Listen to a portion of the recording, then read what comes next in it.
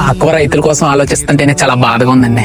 ఎందుకంటే నోటికాడికి వచ్చిన కూడు తినటానికి లేకుండా పోయింది వాళ్ళకి. చాలా అంటే చాలా అనివార్యం అనమాట.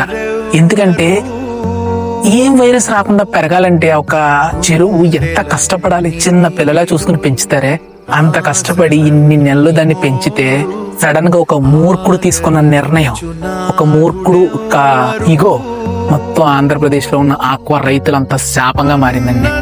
ప్రతి కౌంటు, ప్రతి రొయ్య కౌంటు కేజీకి 100 నుంచి 150 రూపాయలు రేటు తగ్గిపోయింది. ఆడికి మిగిలేదే ఆ 50 రూపాయలు కేజీలు, అది కూడా సవ్యంగా పంట అంతా పండితే. ఇప్పుడు అప్పులు చేసి లీజులు తీసుకుని కష్టపడి అన్ని ఎకరాలు లీజులు సాగించి ఆ కౌంట్ రప్పించి చేతి దాకా వచ్చిన ముద్ద నోట్లోకి వెళ్ళే టయానికి ఈ అకస్మాత్ నిర్ణయాల వల్ల 24 గంటల్లో జరిగిపోవాలనే కొన్ని నిర్ణయాల వల్ల రైతు రోడ్డు మీదకి వచ్చేసే పరిస్థితి ఏర్పడిందండి. పెద్ద పెద్ద భూస్వాములు ఉన్నారు, వాళ్ళ కోసం కాదండి నేను మాట్లాడేది. చిన్న చిన్న విసులుబాటు రైతులండి. అరెకరం, ఎకరం, 2 ఎకరాలు లీజుకు తీసుకుని కుటుంబంలో పిల్లల్ని వదిలేసి చెరువు కాడ కూర్చోబెట్టి ఆ పొలాలన్నిటిని, ఆ పంటలన్నిటిని జాగ్రత్తగా పెంచుకుంటూ కంటికి రెప్పలా కాపాడుకుని ఇన్ని నెలలు సాగించి రేపో మాపో పడదామనే టయానికి సడన్ గా ఈ న్యూస్ చూసి గుండె పగిలేలా రోధిస్తున్నారండి.